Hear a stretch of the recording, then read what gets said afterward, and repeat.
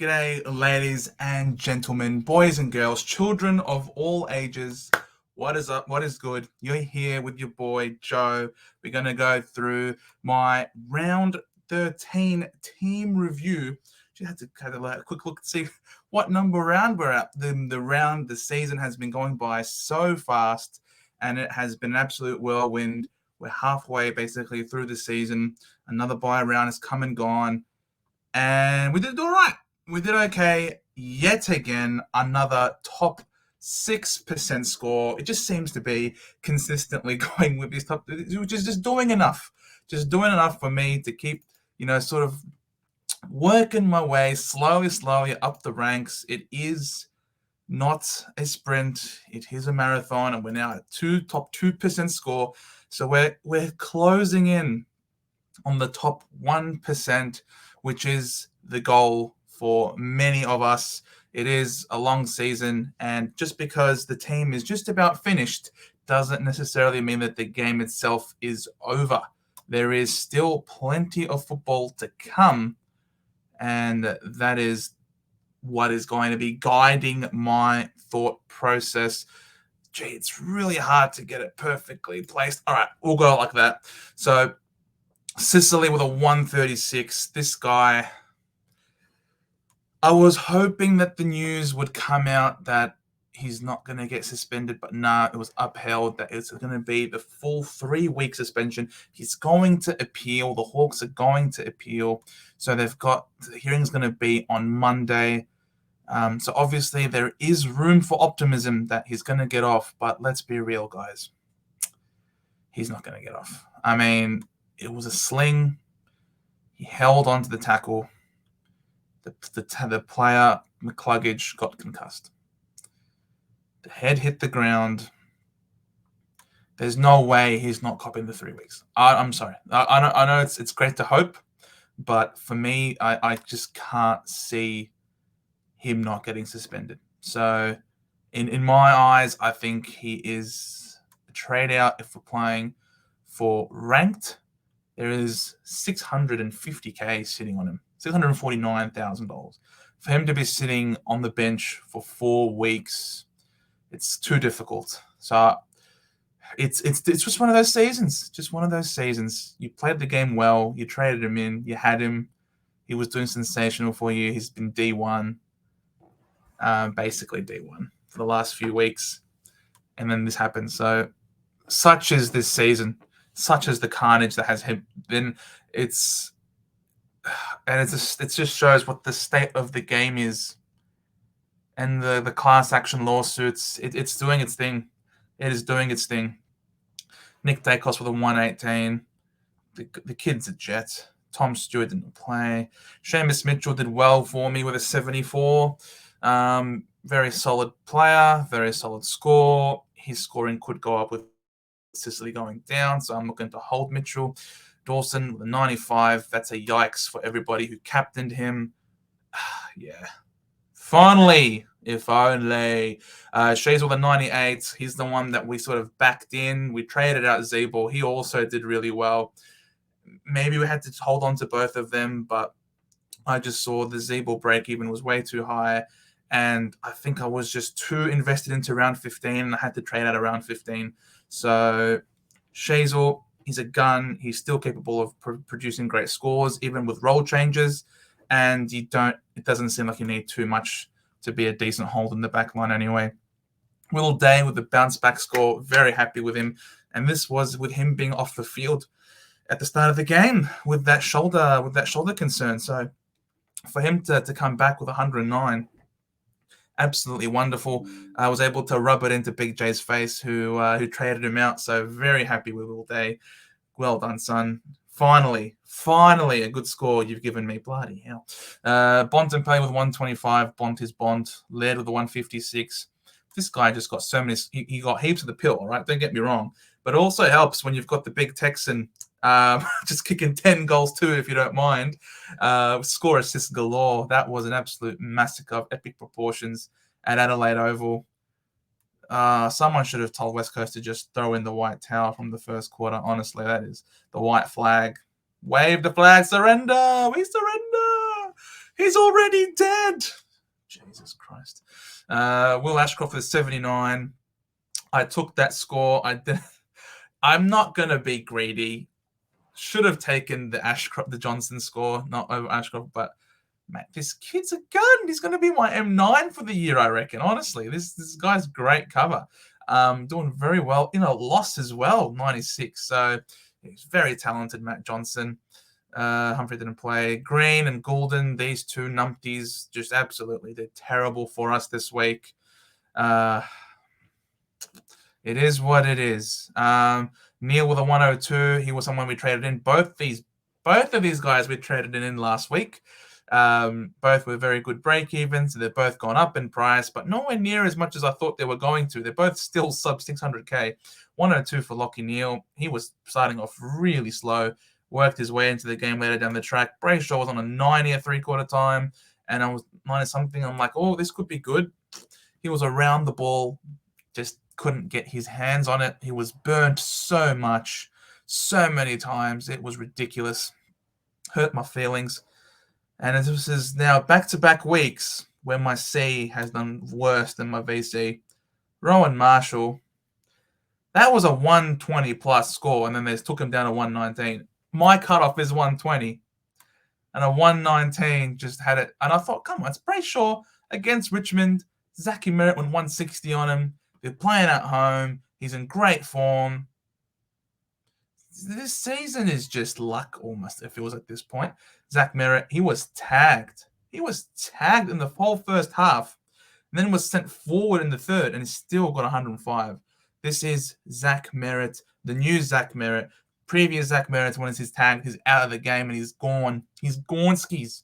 But this is Captain Zach Merritt. Put respect on his name.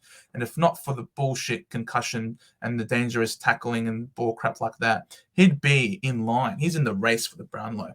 And it's ridiculous. Definitely thinking all Australian contention, the way he's been playing. Marshall, he left a lot of points out there. Honestly, like 119 for his performance. He could have done so much better. And then that was scaled down even more. It was ridiculous. Criminal data.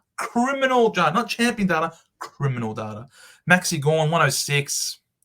Did very well, and yet still only scored a 106. He ain't no Briggs. He ain't no Kieran Briggs. He's Max Gorn, okay. He's all right, but he ain't no Kieran Briggs. Get around this guy. Stuff you, mate. I don't want to talk about you no more. Absolute, nah. This guy. It's all about this man, Kieran Briggs, absolute star. So glad I've got him. Let's just look at him. He's at 406.5k. He's made 152k. 152 in 4 games. You know what I mean? 2 price rises, and he's going up. It's like going up. Oh no! That's not what I wanted to do. That's not what I wanted to do. That is not what I wanted to do. Piss off, Supercoach. Get lost. You've already hurt my feelings enough this year. I want to talk about this guy, and he's still got a break-in of -6. And he's playing against Freo without Sean Darcy this week. Sean Darcy confirmed not to play. He'll be, of course, back against Essendon. Bloody hell.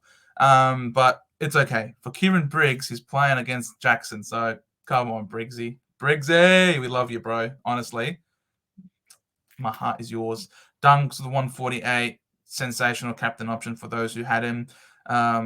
Yeah, he's in sensational form, and he's definitely going to be my VC this week. Now you watch, as soon as I jump on this bandwagon, jump on this train, he's going to freaking capitulate. But he's gone over 140 now 3 weeks in a row, and that one's over 150 if you don't mind. So this man is hot. Don't touch him. You'll burn yourself, as is this man, Timmy T, with a 136 against Fremantle. He's been sensational as well. Look at that. He's had a full month now where he hasn't gone below 100. And when he did, it was a 90 against Geelong. He has been sensational. I reckon he might be my captain this week. Connor Rosie, 108. Very respectable score. Did well. Typical Rosie things. Cogs won 103. Look, this is a good game for Cogs. Good game for him. I'm not going to complain about him. DC with a 92. He wasn't looking good, but he kept working his way through the game, and that's why you want Ruckman in your team. It might look like they're doing bad, but guess what? They do okay. And then 84, then 84. Well done. I was looping between Marriage and 4, just in case some fluke Marriage ended up going crazy and kicking multiple goals. He did kick multiple goals. He kicked 2 goals on debut. Congratulations to you, mate. And off very limited supply as well. It just goes to show he really is a good player. But yeah, he was never going to outscore forward, who had an 84, doing very well. This guy's going to be great forward cover for me moving forward. So yes, the big question on everyone's lips: what do you do with Sicily? For me, I think I'm going to trade him out. As much as I'd love to hold him, I really would love to hold the man, but unfortunately, I can't. But first, let me just have a look and see what my structure is going to be like for round 14, because that's where we're coming in. And we've got 1, 2, 3, 4, 5. This guy not playing. This guy not playing. These dudes are dead, and neither is he. So I'm not going to count him. So 1, 2, 3, 4, 5, 6, 7, 8, 9, 10, 11, 12, 13, 14, 15, 16, 17. So we've got 17 people without any trades. We've gone down to 5. Very low. I know. We've enjoyed this game too much. We've been trading so much. But yes, I'm thinking Sic Dog to go. And I reckon, I know I've said this guy is a very easy trade in during round 16, but circumstances have caused this to happen. So there's that. And all right, so this is probably one of my more confirmed things that I'm going to do coming into this week. Let's show around 14 again. So we should now have 18 people playing, which is good. So Johnson can come on here. Ashcroft can come on here. Briggs over there. And yeah, so we're literally, that's a 22 minus 4. That's 18 people. So there you go. So now we've got 18 playing this week, which is obviously very nice. How many premiums do I still need? It's a 4 premium defense, lead and merit. And so I still need 2 more premiums with 4 trades. I know it's ridiculous. It is absolutely ridiculous. But my plan is that with this money in the bank, Ashcroft's break-even has gone up pretty high now. His break-even now is 116. I know he's playing at the Gabba, and at the Gabba he loves to play there. But he's not going to be a keeper, and he's made me 222k. I'm very proud of this kid. He's sensational, absolute jet, and I thank him for his services. So I've got 700,000, and I want to play someone who probably already come off the bye. So I've got a couple of options that I could do. I could swing a Will Day or a Dawson into the midfield and get someone like a Sinclair. Still have 147k in the bank, which the benefit of is, I'll just tell you now, my future plan is I'm going to trade out Gorn. I'll be trading out Gorn next week. He ain't Briggs, like I was saying. So Gorn, he's got decent money on him. There's no rush for me to trade him out now. I'm going to probably trade him out in round 16 maybe. Because his break-even, if we scroll down now, is down to 84. So when he comes off the bye in round 15, so right now, I'll still have, I've got 1, 2, 3, 4, 5, 6, 7, 8, 9, 10, 11, 12, 13, 14, 15, 16, 17, 18. Right, so I've got 18 people for this week. And then we look at round 15, which is a week that a lot of people are going to suffer in. I've got 1, 2, 3, 4, 5, 6, 7, 8, 9, 10, 11, 12, 13, 14, 15, 16, 17, 18. So that's another 18 people. So I've got 18 right off the bat with these 2 trades. And I've gotten a premium in Sinclair. My backline's looking very good. It was looking amazing before with Sicily there, but it is what it is. Can't do much about it. And so with 147k in the bank, I'll still only have, let's see, let's just put the premiums back on the field. Okay, so I still have Eddie Ford's position there. And what I'll end up doing is Gorn can get traded out. Madden comes back here, and Goulden will come on and take Eddie Ford's spot. So Gorn can become any gun premium because Gorn's price after his next, because he should have a price rise, right? He should beat this is an 84. So he's projected for 100, which is pretty much what he's been scoring for. So if he goes 100, it'll be at 511k. 511 plus 147 is what he'll have. So if I just do some mathematics, so 511 plus is basically 148, right?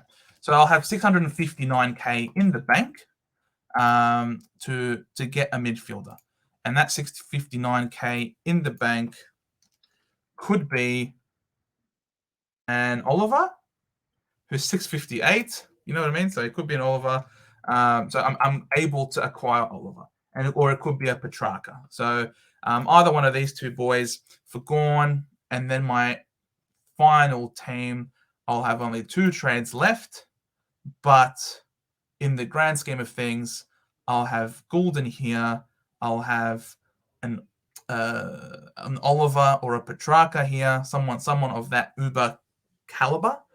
I'll still have Seamus Mitchell in the back line as cover.